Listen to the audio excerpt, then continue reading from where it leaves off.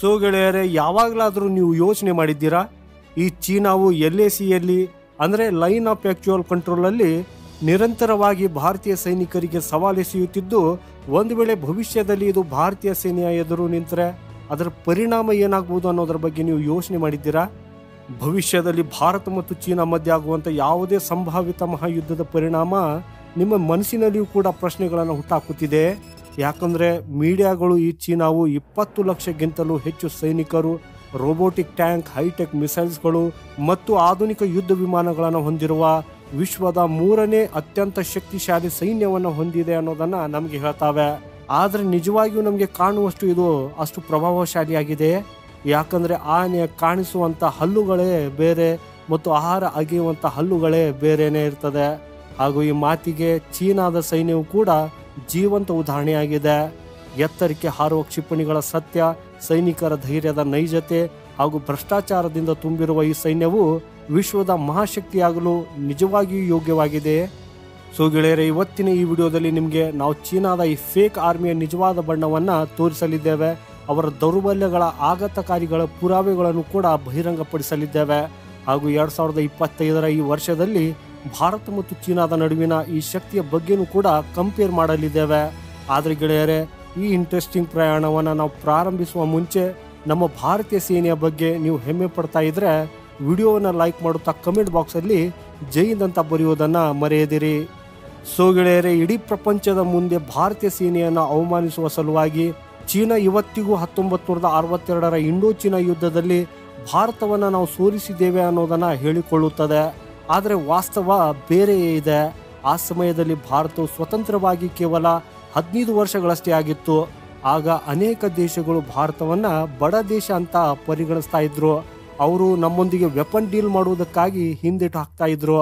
ಆ ಸಮಯದಲ್ಲಿ ಭಾರತೀಯ ಸೇನೆಯು ಆಧುನಿಕ ತಂತ್ರಜ್ಞಾನ ಮತ್ತು ಶಸ್ತ್ರಾಸ್ತ್ರಗಳ ಕೊರತೆಯನ್ನು ಹೊಂದಿದರೂ ಸಹ ನಮ್ಮ ವೀರ ಸೈನಿಕರು ತಮ್ಮ ಪ್ರಾಣವನ್ನು ತ್ಯಾಗ ಮಾಡುವ ಮೂಲಕ ನಮ್ಮ ಈ ದೇಶವನ್ನು ಉಳಿಸುವುದಷ್ಟೇ ಅಲ್ಲದೆ ಅನೇಕ ಸ್ಥಳಗಳಲ್ಲಿ ಸೈನ್ಯವನ್ನು ಮೊಂಡಿಯೂರುವಂತೆ ಮಾಡಿದರು. ಇದಕ್ಕೆ ವಿಪರೀತವಾಗಿ ಎಲ್ಲ ಸಂಪನ್ಮೂಲಗಳ ಹೊರತಾಗಿಯೂ ಈ ಚೀನಾ ಭಾರತದ ಜೊತೆ ಗೆಲ್ಲುವುದಕ್ಕಾಗಿ ಹೆಣಗಾಡಬೇಕಾಯಿತು. 65 ವರ್ಷಗಳ ಹಿಂದೆ ಒಂದು ಹೊಸ ಸ್ವತಂತ್ರ ರಾಷ್ಟ್ರದ ಮುಂದೆ ಯುದ್ಧದಲ್ಲಿ ವಿಜಯಶಾಲಿಯಾಗಿ ಹೊರಹೊಮ್ಮಿದ ಈ ಚೀನಾದ ಸೇನೆಯ ಸತ್ಯ ಇವತ್ತಿಗೆ ಬಯಲಾಗಿದೆ. ವಿಶ್ವದ ಅತಿ ದೊಡ್ಡ ಸೈನ್ಯವೆಂದು ಪರಿಗಣಿಸಲ್ಪಟ್ಟಿರುವ ಮತ್ತು 20 ಲಕ್ಷ ಸೈನಿಕರನ್ನು ಹೊಂದಿರುವ ಚೀನಾದ ಪೀಪಲ್ಸ್ ಲಿಬರೇಷನ್ ಆರ್ಮಿ ಆಕ್ಚುಯಲ್ ಆಗಿ ಒಳಗಿನಿಂದ ಟೊಳ್ಳಾಗಿದೆ ಮತ್ತು ಇವರ ಸೈನಿಕರು ತುಂಬ ದುರ್ಬಲರಾಗಿದ್ದು ಯುದ್ಧದಲ್ಲಿ ಹೋರಾಡುವುದಕ್ಕಾಗೂ ಇವರು ತಯಾರಿಲ್ಲ. 2020ರ ಜೂನ್ನಲ್ಲಿ ಗಲ್ವಾನ್ ಕಣಿವೆಯಲ್ಲಿ ಭಾರತೀಯ ಸೈನಿಕರ ಮುಂದೆ ಚೀನಾದ ಸೇನೆ ನಿಂತಿರುವ ಈ ಫುಟೇಜನ್ನು ನೋಡಿ. ಇದರಲ್ಲಿ ಅವರ ಸೈನಿಕರು ಭಯದಿಂದ ಅಳ್ತಾ ಇರುವುದು ಕಂಡು ಬಂದಿದೆ. ಮತ್ತೊಂದು ಉದಾಹರಣೆ ಅಂದರೆ 2016ರಲ್ಲಿ ಸುಡಾನ್ನಲ್ಲಿ ನಿಯೋಜಿಸಲಾದ ಚೀನಿ ಸೈನಿಕರು ಲೋಕಲ್ ಮಿಲಿಟರಿ ಗುಂಪಿನಿಂದ ದಾಳಿಗೊಳಗಾದಾಗ ಈ ಚೀನಾದ ಸೈನ್ಯವು ಅವರೊಂದಿಗೆ ಹೋರಾಡುವ ಬದಲು ಯುದ್ಧ ಭೂಮಿಯನ್ನು ತೊರೆದಿದೆ. ಚೀನಾದ ಸೈನಿಕರು ತಮ್ಮ ದೇಶಕ್ಕಿಂತ ತಮ್ಮ ಪ್ರಾಣದ ಬಗ್ಗೆ ಹೆಚ್ಚು ಕಾಳಜಿ ವಹಿಸುತ್ತಿದ್ದಾರೆ ಅನ್ನೋದು ಈ ಘಟನೆಗಳಿಂದ ಸ್ಪಷ್ಟವಾಗಿದೆ. ಚೀನಿ ಸೈನ್ಯದ ಈ ದೌರ್ಬಲ್ಯಕ್ಕೆ ಕಾರಣ ಸ್ವತಃ ಅವರ ಸರ್ಕಾರದೇ ಆಗಿದೆ. ಯಾಕಂದರೆ 1980ರಲ್ಲಿ ಜಾರಿಗೆ ತಂದ ಒನ್ ಚೈಲ್ಡ್ ಪಾಲಿಸಿ ಮತ್ತು 1955ರಲ್ಲಿ ಮಾಡಿದ ಕಡ್ಡಾಯ ಮಿಲಿಟರಿ ತರಬೇತಿಯ ನೀತಿಯಿಂದಾಗಿ ಚೀನಾದ ಜನರಿಗೆ ತಮ್ಮ ಸ್ವಂತ ಇಚ್ಛೆಯಿಂದ ಸೈನ್ಯಕ್ಕೆ ಸೇರಿಕೊಳ್ಳುವ ಭರವಸೆ ಕಡಿಮೆಯಾಗಿದೆ. ಈ ಹಿಂದೆ ಜನರು ತಮ್ಮ ಇಚ್ಛಾಶಕ್ತಿಯಿಂದ ಸೇನೆಗೆ ಸೇರ್ತಾ ಇದ್ರು. ಈಗ ಯುವಕರು ಬಲವಂತವಾಗಿ ಸೇನೆಗೆ ಸೇರುವಂತಾಗಿದೆ. ಇದರ ಪರಿಣಾಮವೆಂದರೆ ಚೀನಿ ಸೇನೆಯ 70%ರಷ್ಟು ಸೈನಿಕರು ತಮ್ಮ ಉದ್ಯೋಗದ ಬಗ್ಗೆ ಅತೃಪ್ತಿ ಹೊಂದಿದ್ದಾರೆ. ಇದಷ್ಟೇ ಅಲ್ಲದೆ ಚೀನಾದ ಸೈನ್ಯದಲ್ಲಿ ಭ್ರಷ್ಟಾಚಾರವೂ ಕೂಡ ಉತ್ತುಂಗದಲ್ಲಿದೆ. ಅಲ್ಲಿನ ಅನೇಕ ಹಿರಿಯ ಅಧಿಕಾರಿಗಳು ತಮ್ಮ ಸಾಮರ್ಥ್ಯದ ಬಲದ ಮೇಲೆ ಅಲ್ಲ, ಇದನ್ನು ಹೊರತು ಅವರು ಲಂಚ ಕೊಟ್ಟು ಉನ್ನತ ಸ್ಥಾನಕ್ಕೆ ತಲುಪುತ್ತಿದ್ದಾರೆ. ಇವರು ಸೈನಿಕರಿಗೆ ಸರಿಯಾದ ತರಬೇತಿಯನ್ನು ಕೂಡ ಕೊಡೋದಿಲ್ಲ. ಈ ಕಾರಣದಿಂದ ಅವರ ಅನುಭವವು ಸೀಮಿತವಾಗಿದೆ. ಈಗ ಚೀನಿ ಶಸ್ತ್ರಾಸ್ತ್ರಗಳ ಬಗ್ಗೆ ಮಾತಾಡೋಣ. ಚೀನಾವು 500ಕ್ಕೂ ಹೆಚ್ಚು ಇಂಟರ್ಮೀಡಿಯೇಟ್ ಬ್ಯಾಲಿಸ್ಟಿಕ್ ಕ್ಷಿಪಣಿಗಳು ಮತ್ತು 350ಕ್ಕೂ ಹೆಚ್ಚು ಇಂಟರ್ ಕಾಂಟಿನೆಂಟಲ್ ಬ್ಯಾಲಿಸ್ಟಿಕ್ ಕ್ಷಿಪಣಿಗಳನ್ನು ಹೊಂದಿದೆ. ಆದರೆ ಈ ಕ್ಷಿಪಣಿಗಳಲ್ಲಿ ಹೆಚ್ಚಿನವುಗಳು ಪ್ರದರ್ಶನಕ್ಕಾಗಿ ಅಷ್ಟೇ ಇದ್ದು ಇದರಲ್ಲಿ ಬಹಳಷ್ಟು ಇಂಧನದ ಬದಲಿಗೆ ನೀರಿನಿಂದ ತುಂಬಿವೆ ಅನ್ನೋದನ್ನು ಅಮೆರಿಕಾದ ಇಂಟೆಲಿಜೆನ್ಸ್ ಬಹಿರಂಗಪಡಿಸಿದೆ. ಚೀನಾದಿಂದ ತಯಾರಿಸಿದ ಶಸ್ತ್ರಾಸ್ತ್ರಗಳನ್ನು ಖರೀದಿಸುವ ಹಲವು ದೇಶಗಳು ಅವರ ಕಳಪೆ ಗುಣಮಟ್ಟದ ಬಗ್ಗೆ ದೂರು ನೀಡಿವೆ. ಪಾಕಿಸ್ತಾನ್, ಬಾಂಗ್ಲಾದೇಶ್ ಮತ್ತು ಅರ್ಜೆಂಟೀನಾದಂತಹ ದೇಶಗಳು ಚೀನಾದ ಟ್ಯಾಂಕುಗಳು ಮತ್ತು ಆರ್ಟಿಲರಿಗಳು ಕಳಪೆ ಇದೆ ಅನ್ನೋ ರಿಪೋರ್ಟ್ ಅನ್ನು ಕೂಡ ಮಾಡಿವೆ. ಆದರೆ ಗೆಳೆಯರೇ, ಯಾವತ್ತಿಗೂ ನಮ್ಮ ಶತ್ರುವನ್ನ ಕಡಿಮೆ ಅಂತ ಅಂದಾಜಿಸಬಾರದು. ಸೊ ಈಗ 2025ರಲ್ಲಿ ಭಾರತ ಮತ್ತು ಚೀನಾದ ಶಕ್ತಿಯ ಬಗ್ಗೆ ಹೋಲಿಕೆ ಮಾಡೋಣ. ಭಾರತದ ವಾರ್ಷಿಕ ಡಿಫೆನ್ಸ್ ಬಜೆಟ್ $75 ಬಿಲಿಯನ್ ಆದರೆ ಚೀನಾದ ವಾರ್ಷಿಕ ಡಿಫೆನ್ಸ್ ಬಜೆಟ್ $300 ಬಿಲಿಯನ್ ಆಗಿದೆ. ಆದಾಗ್ಯೂ ಈ ಬೃಹತ್ ಬಜೆಟ್ ಭ್ರಷ್ಟಾಚಾರ ಮತ್ತು ಪ್ರದರ್ಶನಕ್ಕಾಗಿ ಅಷ್ಟೇ ಖರ್ಚು ಆಗ್ಬಿಡುತ್ತದೆ. ಭಾರತೀಯ ಸೇನೆಯು 14.5 ಲಕ್ಷ ಸಕ್ರಿಯ ಸೈನಿಕರನ್ನ ಹೊಂದಿದ್ದು ಸಂಪೂರ್ಣ ಸಮರ್ಪಣೆ ಮತ್ತು ಉತ್ಸಾಹದಿಂದ ಅವರು ದೇಶವನ್ನು ರಕ್ಷಿಸಲು ಸಿದ್ಧರಾಗಿದ್ದಾರೆ. ಅದೇ ಚೀನಾ 30 ಲಕ್ಷ ಸೈನಿಕರನ್ನ ಹೊಂದಿದರೂ ಕೂಡ ಅವರ ಯುದ್ಧದ ಸಾಮರ್ಥ್ಯ ದುರ್ಬಲವಾಗಿದೆ.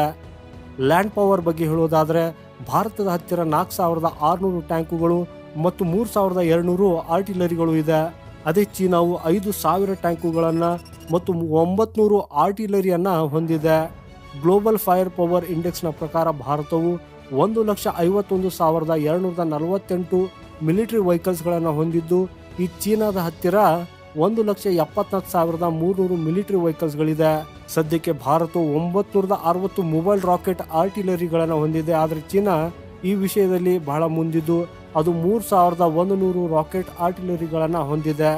ಏರ್ ಪವರ್ ಅಲ್ಲಿ ಭಾರತವು 2,300 ಏರ್ಕ್ರಾಫ್ಟ್ಗಳನ್ನು ಹೊಂದಿದ್ರೆ ಚೀನಾವು 3,000 ಏರ್ಕ್ರಾಫ್ಟ್ಗಳನ್ನು ಹೊಂದಿದೆ. ಎರಡು ದೇಶಗಳು ಸಮಾನವಾದ ಸ್ಥಿತಿಯಲ್ಲಿ ಇರಿಸುವಂತಹ ಸಾಕಷ್ಟು ನ್ಯೂಕ್ಲಿಯರ್ ವಾರ್ ಹೆಡ್ಸ್ಗಳನ್ನು ಕೂಡ ಹೊಂದಿವೆ. ಭಾರತವು 7,000 ಕಿಲೋಮೀಟರ್ ವ್ಯಾಪ್ತಿಯಲ್ಲಿ ಚೀನಾದ ಎಲ್ಲ ದೊಡ್ಡ ನಗರಗಳನ್ನು ಗುರಿಯಾಗಿಸುವ ಅಗ್ನಿ-5 ಅಂತಹ ಬ್ಯಾಲಿಸ್ಟಿಕ್ ಕ್ಷಿಪಣಿಗಳನ್ನು ಹೊಂದಿದೆ. ಹಾಗೆ ನೋಡೋದಾದ್ರೆ ಚೀನಾದ ಕ್ಷಿಪಣಿಗಳ ಸಾಮರ್ಥ್ಯದ ಬಗ್ಗೆ ಹಲವು ಪ್ರಶ್ನೆಗಳು ಕೂಡ ಎದ್ದಿವೆ. ನೌಕಾಪಡೆಯ ಬಗ್ಗೆ ಮಾತಾಡುವುದಾದ್ರೆ ಭಾರತ ಮತ್ತು ಚೀನಾ ಎರಡೆರಡು ಏರ್ಕ್ರಾಫ್ಟ್ ಕ್ಯಾರಿಯರ್ ಅನ್ನು ಹೊಂದಿದ್ದು ಭಾರತವು 294 ಶಿಪ್ಸ್ ಮತ್ತು 18 ಸಬ್ಮರೀನ್ಗಳನ್ನು ಹೊಂದಿದ್ರೆ ಚೀನಾವು 730 ಶಿಪ್ಸ್ ಮತ್ತು 61 ಸಬ್ಮರೀನ್ಗಳನ್ನು ಹೊಂದಿದೆ.